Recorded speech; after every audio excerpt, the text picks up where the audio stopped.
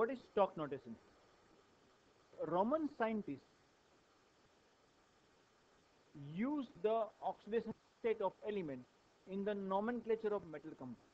जब पुराना मेटल के कंपाउंड्स हुआ करते थे, रोमन साइंटिस्ट क्या करते थे, जो हमने ऑक्सीडेशन नंबर फाइंड किए ना, उसको यूज करते थे नाम देने के लिए मेटल के compounds, okay, which is known as this nomenclature. Nomenclature मतलब जो उसको हम नाम देते हैं, नाम देते हैं उसका, is known as stock notation. Okay, for an example, देखो इसमें क्या करते हैं, अगर आपके पास उसका रीजन क्यों है, क्यों ऐसा किया उन्होंने, जैसे कि कॉपर के ऑक्सीजन के साथ दो कंपाउंड है, एक Cu2O एंड एक CuO। दोनों को अगर कॉपर ऑक्साइड बोलेंगे तो कैसे समझेंगे, कौन सा कॉपर ऑक्साइड, Cu2O वाला या CuO वाला? कॉपर ऑक्साइड दो टाइप के होते हैं, एक कौन सा है, Cu2O एंड दूसरा CuO। दोनों को कॉपर ऑक्साइड नहीं बोल सकते हो, कुछ तो डिफरेंस होना चाहिए ना, कुछ तो उसके लिए उन्होंने क्या किया, Cu2O के अंदर कॉपर का oxidation number +1, the oxidation number of copper in Cu2O is +1 and CuO के अंदर कितना है, +2। इसलिए जब इसका नाम लिखेंगे Cu2O को तो ऐसे लिखते हैं, कॉपर ब्रैकेट में रोमन नंबर में 1 ऑक्साइड, कॉपर 1 ऑक्साइड,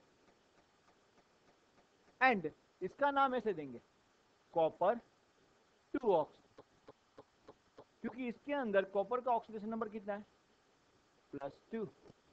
जितना उसका ऑक्सीडेशन नंबर, जितना उसका oxidation number, oxidation number find करो, हम क्या करेंगे, ऑक्सीडेशन नंबर फाइंड करेंगे। फॉर एन एग्जांपल, देखो ये दो है FeO एंड Fe2O3, तो उसके लिए हम क्या करते हैं, ये है FeO एंड ये है Fe2O3, तो हम ओके ऑक्सीजन का कितना लेंगे ऑक्सीडेशन नंबर, -2, तो Fe का कितना आया, तो इसका नाम आएगा आयरन, मेटल के बाद तुरंत ब्रैकेट में लिखने का, आयरन ऑक्साइड है, लेकिन ऑक्सीडेशन नंबर हम कहां पे लिखेंगे, मेटल का नाम लिखो, ब्रैकेट में क्या करो, ऑक्सीडेशन नंबर रोमन नंबर में लिखोगे, किसमें लिखोगे, रोमन नंबर में, आयरन 2 ऑक्साइड। Fe2O3 के अंदर क्या करेंगे, ऑक्सीजन का -2, Fe का पता नहीं, लेट्स से x, तो 2x + 3 × -2 = 0, तो x = आपको मिलेगा 3, कितना मिलने वाला है, 3। तो जब इसका नाम लिखेंगे तो ऐसे लिखेंगे, पहले मेटल का नाम आयरन, इमीडिएटली ब्रैकेट में रोमन नंबर में ऑक्सीडेशन नंबर आयरन 3 ऑक्साइड। समझ में आ रहा है, हाँ जी बेटा, बिकॉज यहाँ पे ऑक्सीडेशन नंबर कितना है, जितना ऑक्सीडेशन नंबर उतना, जैसे कि ये वाला है, देखो KMnO4, ओके, इसको कैसे लिखते बताएं, देखो K का +1 ऑक्सीडेशन नंबर है, ऑक्सीजन का Mn का 7 आएगा, कितना आएगा, 7, तो इसको पोटेशियम पर मैंगनेट,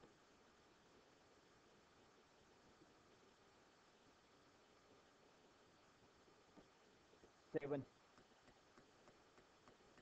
ठीक है। और एक बता रहा हूं, देखो MnO2 MnO,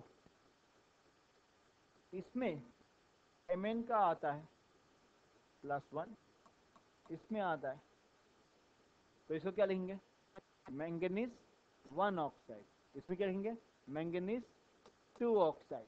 देखते हैं,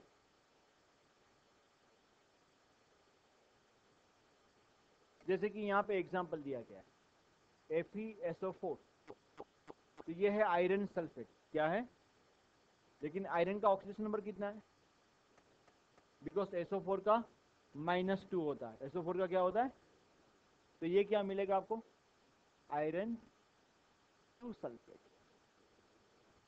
समझ में आ रहा है मैं क्या बता रहा हूं, are you getting this.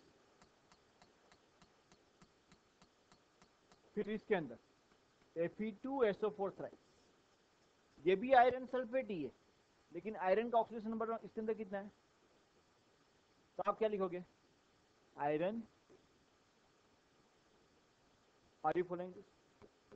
Na2CrO4, इसमें दो मेटल है लेकिन Na की मेटल का +1 है, कितना है? तो उसको नहीं ढूंढने का, Cr का ढूंढिए, तो Cr का 6 मिलेगा आपको। कितना मिलने वाला है वो तो आपको फाइंड करने आता है ना? किसी को नहीं आता ऐसा कोई है? You know how to find out oxidation number? पक्का ना? पक्का? बोलो फिर। तो हम क्या लिखेंगे उसको?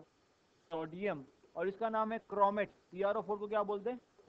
क्रोमेट। क्रोमेट के बाद 6, K2CrO7। एक्चुअली ये गलत है, CrO7 नहीं होना चाहिए, Cr2O7 होना चाहिए। क्या होना चाहिए? K2Cr2O7। ओके, तो इसके अंदर क्रोमियम का 6 आता है। कितना आता है? आप चेंज करना आपकी बुक के अंदर, ये 6 आता है, ये +1 है, तो आप क्या लिखोगे? Cr2O7 को डाइक्रोमेट बोलते हैं, याद रखना। क्या बोलते हैं हम? Are you following me? उसको हम क्या बोलेंगे? 6, नो प्रॉब्लम, बट Cr2O7 को क्या बोलेंगे? डाइक्रोमेट। Potassium dichromate 6। CrO4 को खाली क्रोमेट बोलते हैं, Cr2O7 को क्या बोलते हैं? डाइक्रोमेट। उसी तरीके से Cr2O3, ये क्रोमियम ऑक्साइड है, डाई नहीं। ये खाली क्या है? इसके अंदर ही याद रखना, ये क्रोमेट है, ये डाइक्रोमेट। Cr2O3 में क्रोमियम का 3 आने वाला है, तो chromium 3 oxide. Same way Mn2O7 के अंदर Mn का कितना आने वाला है? 7, तो मैंगनीज। V2O5 में इसका 5 आने वाला है, वेनेडियम। ये है स्टॉक नोटेशन।